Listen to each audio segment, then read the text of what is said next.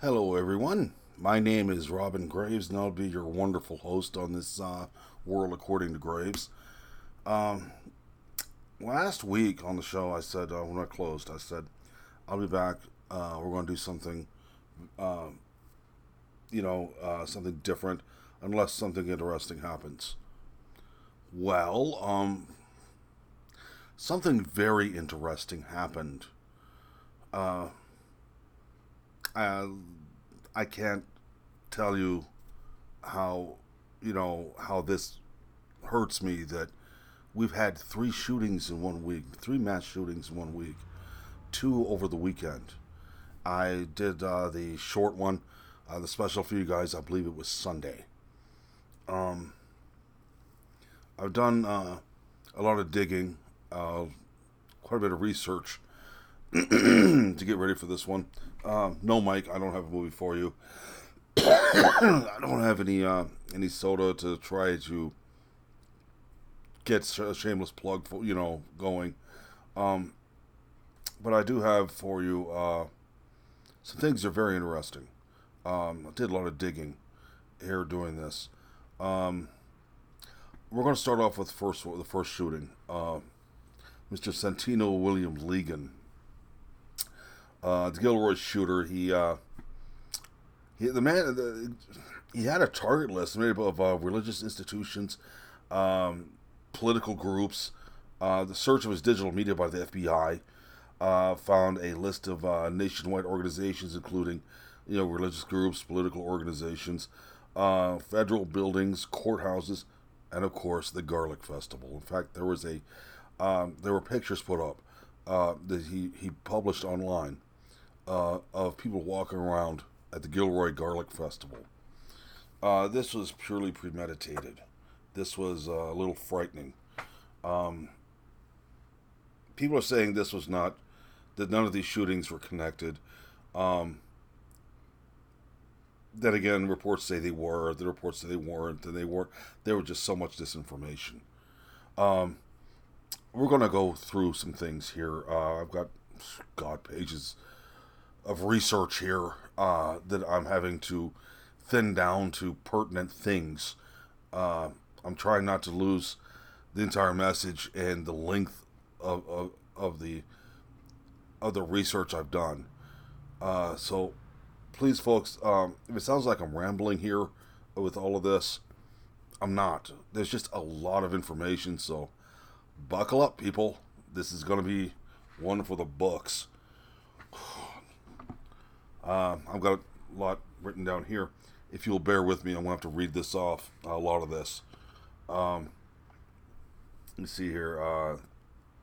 This on Santino's Legan's Instagram account, they found photos of people at the Garlic Festival and a post that referred to white supremacist text. Although no one, no one has said what the text was or where or what he referenced. That's the common theme here by certain individuals is that this is all white supremacism, and we're going to get into something about that too in the link. In the context of all of this, we're going to prove they're wrong. It's not all connected by white supremacism. Uh, the shooter was. I do believe. I mean, with Gilroy, California, um, being the garlic capital of the country, and this, that, the other, there's a lot of workers there that are non-American. Him going in there and shooting the place up was not him being a white supremacist. It just happened to be the population there, of the people who were there, weren't all white. Yeah, I believe it's what 80% of the people there were Hispanic. So it stands to reason that several of his targets are going to be Hispanic. It's not because they weren't white and he was. It had to do with the fact of the population ratio there.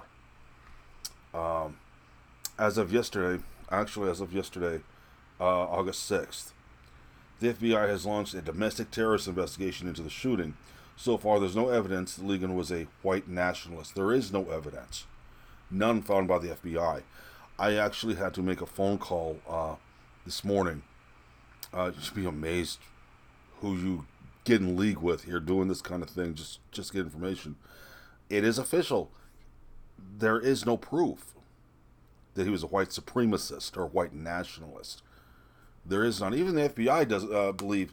They've even said it had to do with the population the population ratios of Americans, white Americans, versus Hispanics. It had nothing to do with him targeting Hispanics. It was just something on his list. It was a target of opportunity. We're going to get into that also later on. Just please stick with me, folks. This is going to get interesting. I mean, so far all the FBI has found from all three shootings is ideology. I mean, the ideology from the far left all the way through the far right. Unfortunately, there is no ideology to Legan's shooting other than he just wanted to go kill some people. So, there's not a lot to report about Legan, but there are connections here. There is a connection, and we will get into that. So please, like I said, just bear with me, okay? I'm not just rambling to be rambling here. Patrick Crusius, there in El Paso. There has been so much disinformation about this shooting. There is a lot. Wow.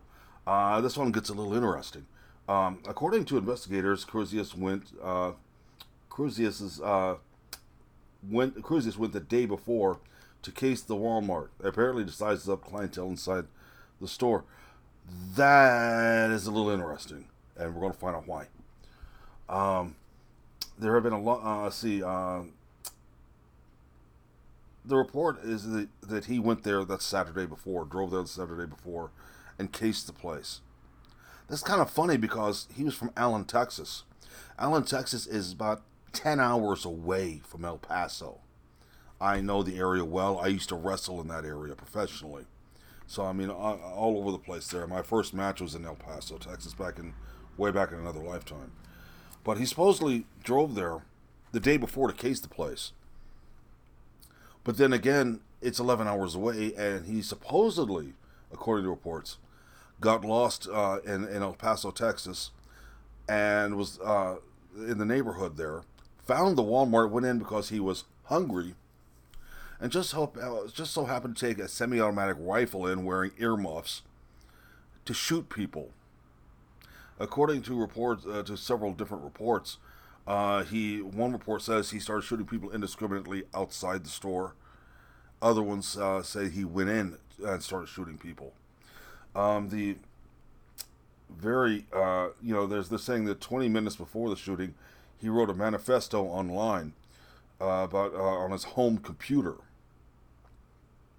Yeah, how did he do that from 11 hours away? That's what I want to know. But, like I said, the amount of stuff that's being said and not said is astronomical. Oh, a blank piece of paper. Who knew? Jeez, must have missed one. Oh, good. This one's not blank. See, got stuff on it.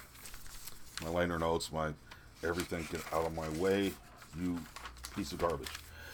Well, that's the security footage of him. This is what I find interesting. I wish I had the programming to put the pictures on here. I really do. I've got to find it. So, I've got to get it now because this is quite interesting. The security footage of him walking into this Walmart showed Crusius wearing khaki cargo style shorts. Yeah, you can find that picture online. It's very easy to find.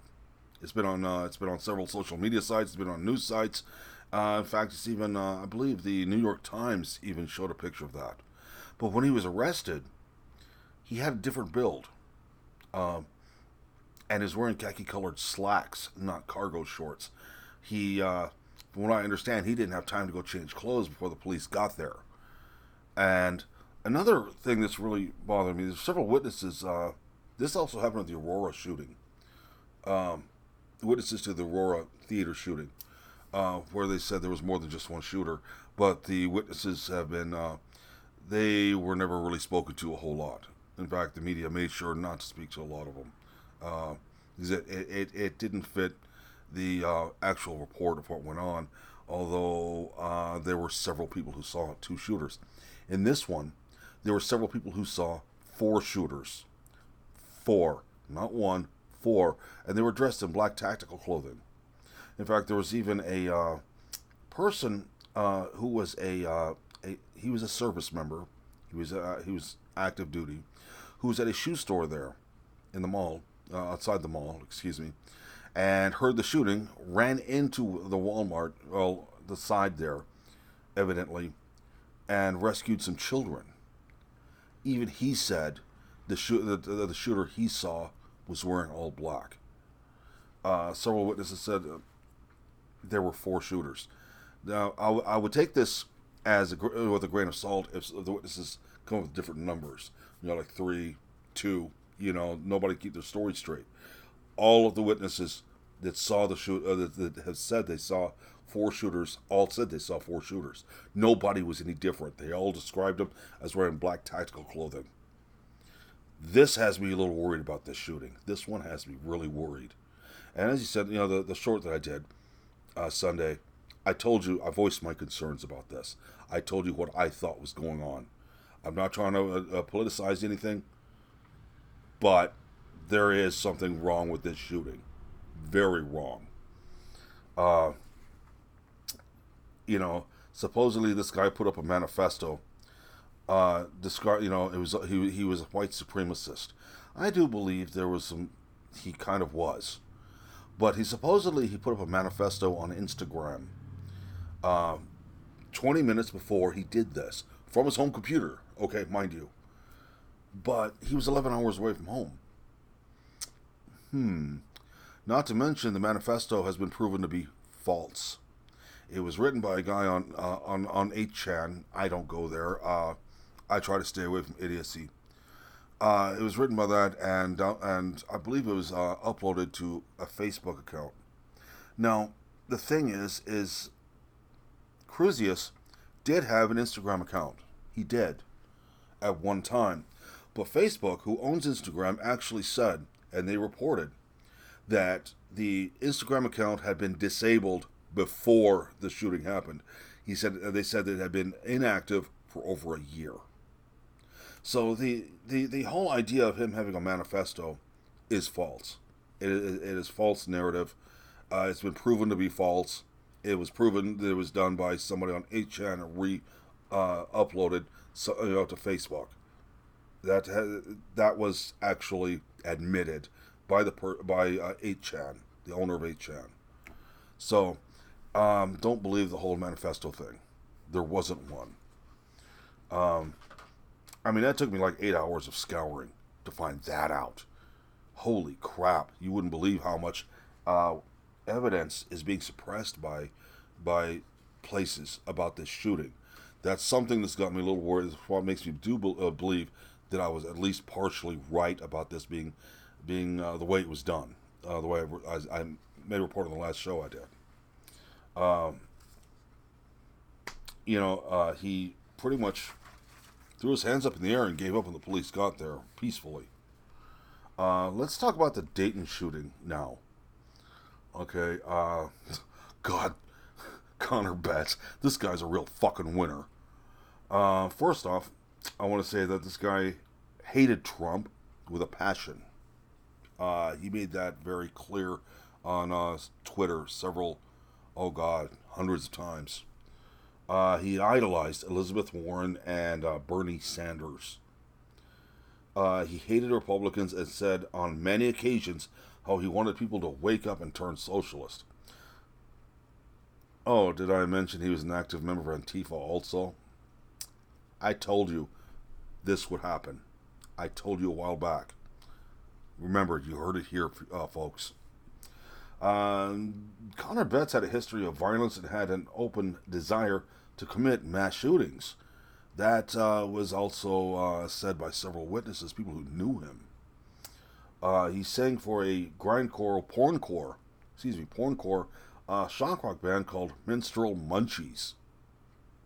People, I listen to Slayer, okay, and nowhere at any time did I ever want to listen to weird porncore. This band Minstrel Munchies is very interesting.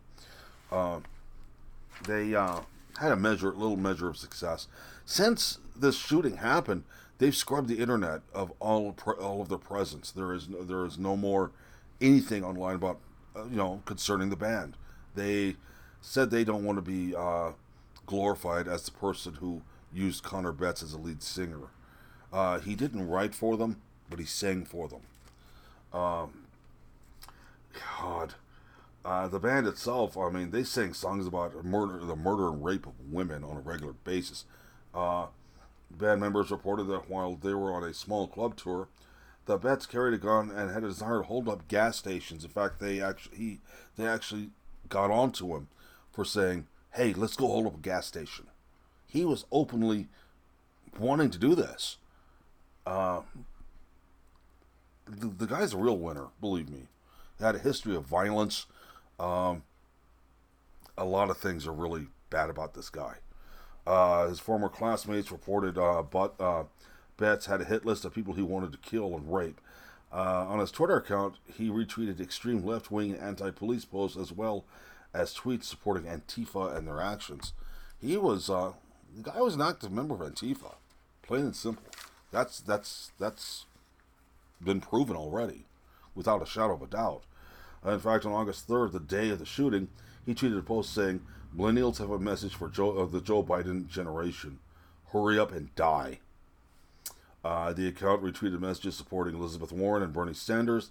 He had many tweets condemning ICE and the police, calling them monsters, and many tweets supporting Antifa. I saw uh, some of these tweets. Um,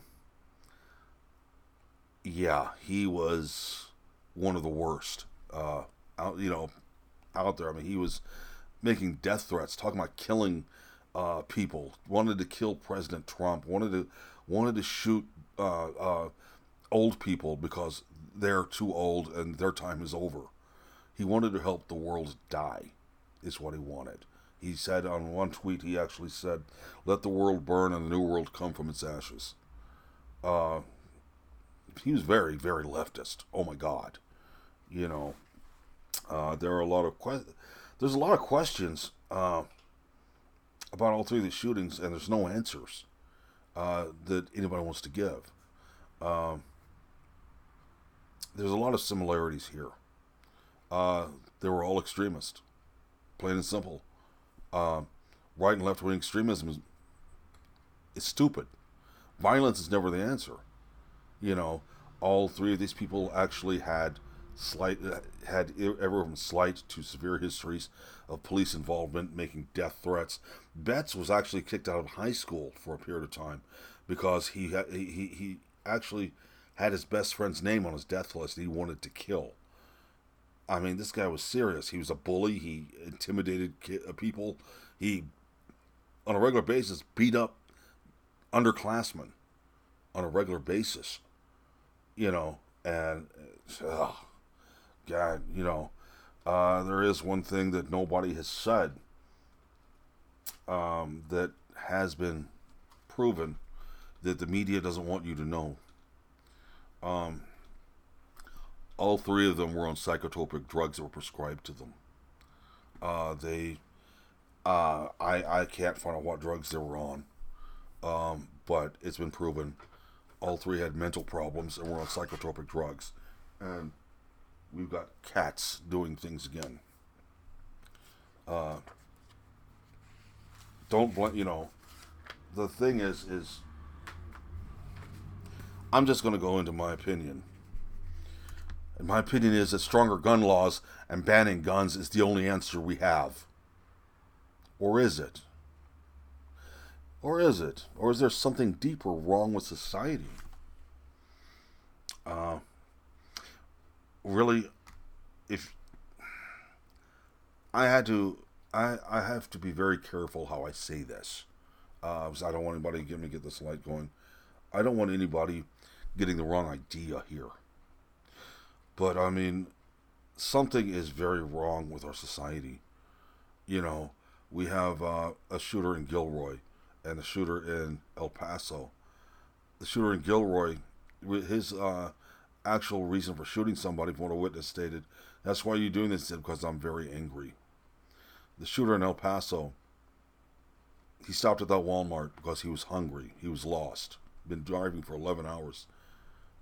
And just happened to take in a semi automatic rifle and started just blowing people away.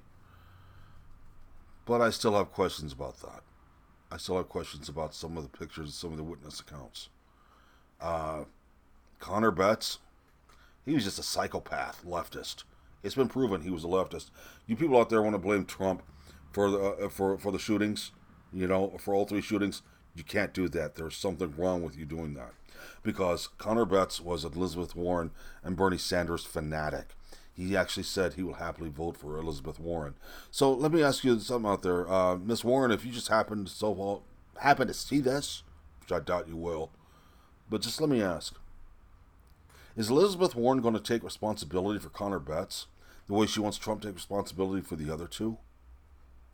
Does she? Is she going to take responsibility for this? Is Bernie Sanders going to take responsibility for this because this guy was exceedingly left leaning? He wanted the world to be socialist, just like Bernie Sanders and Elizabeth Warren do. So, that's something I want to know. What's wrong, what's really going wrong with our society is that we white men are living in a culture where we have been forced to lose faith in itself and offers nothing to itself but nihilism. And, we live in a neoliberal society that has indoctrinated our children away from family and community in pursuit of useless consumerism and feelings of self-gratification. We're in a society that tells our young people that they can get fame and fortune by generating controversy. What do you think these three shooters have done? We now live in a culture that celebrates serial killers. Look at the media. This shit's all over the place. These people got famous like that by going and wiping people out. No work to it whatsoever. No real effort other than your finger pulling a trigger. Society today sickens me, folks. We have a media that hands people like Santino, Cruzius, and Betts the fame they're looking for. Just hands it to them. You remember the days back in the when a serial killer would do something like this? Were they famous? No, they're infamous. The media didn't sit there and glorify them. Didn't sit there and talk about how wonderful they are. The news right now has gotten rid of has thrown its integrity away in favor of ratings. What else can a society, like this create other than desperate losers? There's no words. These people, no wonder these people lash out from a life of desperate mediocrity. These three people had mental problems. They were on psychotropic drugs for these problems. They probably didn't even need them. We have shrinks out there diagnosing Ritalin to our kids because we don't know how to keep our kids in line. So there's something wrong with the kids. It's not the kids, people. It's the parents. We have parents right now that are becoming people. We have women who are becoming mothers at 13. We have people getting married and having kids by the time they're 18. Why? We have kids having kids. We have a society that pushes this. We have people who don't know anything about how to live their own lives, much less raise a child. And this is what happens. It's ridiculous. We also have a society that tells young white males they are to blame for all of the ills of history. Is this going to increase or decrease, young white males from sinking into extremist ideologies? When you're sitting there being told, because you're a white male, you're a cancer on society. Every problem has been because of you. All white people had slaves. What has been proven? No, they didn't. About 3% did. But all white people are guilty for that. We're being told the best thing for us is just to die out. We're being told by people like Ilhan Omar, this is no longer going to be the country of white men. We're being marginalized into, and that's going to make the fringe elements very violent. You know, it. I'm sitting there watching over the past 20 years. I'm watching it happen more and more. It's getting worse. And I, oh, by the way, that's Nina. She's an asshole. But I'm sitting there watching more and more of what's going on. Our race relations went back 50 years, 12 years ago. When Obama was elected, and everybody said he was a great uniter. I didn't see where he united anybody. He brought a lot of people from a foreign culture over here, and they're expecting their culture over ours. I'm sitting there watching Black Lives Matter be celebrated by them, and they're the ones talking about getting rid of white people. I'm sitting there watching the Black Panthers. The new Black Panthers, or as I call them, angry brown kitties, being the personal guard, for a woman, who's running for the governor of Georgia, and they're talking about how the only way to get to get any way ahead is to kill white women and white babies.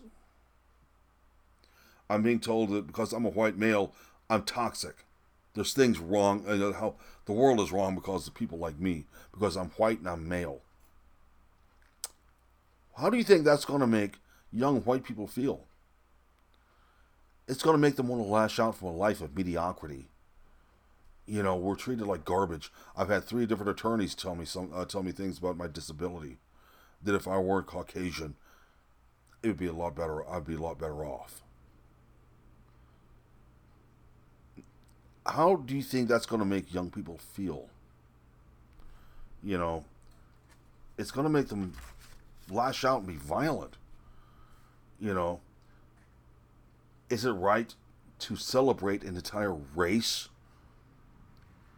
And tell another race they need to die? I've said there, we talked before about all these people wanting to celebrate other races being here in this country and doing things. Fine. Diversity is great, but make sure it's diversity for diversity's sake. It's really diversity, not just the word diversity, meaning brown women, being the only diversity there is. Diversity doesn't mean just one race. And so far, that's what it's turned into in this country. And if I say anything about this, I'm a racist. It's funny how you point out something and people jump up and call you a racist because you don't agree with them. How do you think that's going to make people feel? White supremacy is a scourge. Okay? It's sick. Anti-white supremacy is a scourge just the same. Both feed each other, and violence is the outcome. I figured we would have learned this a long time ago, but evidently we haven't, and we're seeing we're seeing what happens with it. I have to be very careful here because I can very easily go into a rant that lasts for hours, and I don't want to bore people to death. So, I mean, deplatforming the whole thing like Facebook's been doing and every other social media site, that's not the answer. You're forcing it to go underground where it festers and grows. The shit needs to be challenged. It needs to be out in the open and challenged. But no, everybody's so afraid they're going to offend somebody of color. What about white people? Do you worry about offending them? Evidently not, just like nobody worried about offending the American Indians, back in the 1800s. Well, they're still being pretty much dehumanized today. But nobody worries about that. But no, if you're white, you're a cancer on society. Because you did this, you did that, you did the other. You're a horrible person, blah, blah, blah, blah, blah, blah. It needs to be deplatformed. Yes. But it also needs to be out in the open so that people can challenge it and say, no, there's another way. But nobody wants to do it that way. They think sweeping it under the carpet is the answer. It's never worked. I mean, violence is never the answer, folks. I've said that over and over again. Violence has never been an answer. And both sides need to disavow any and all violence. I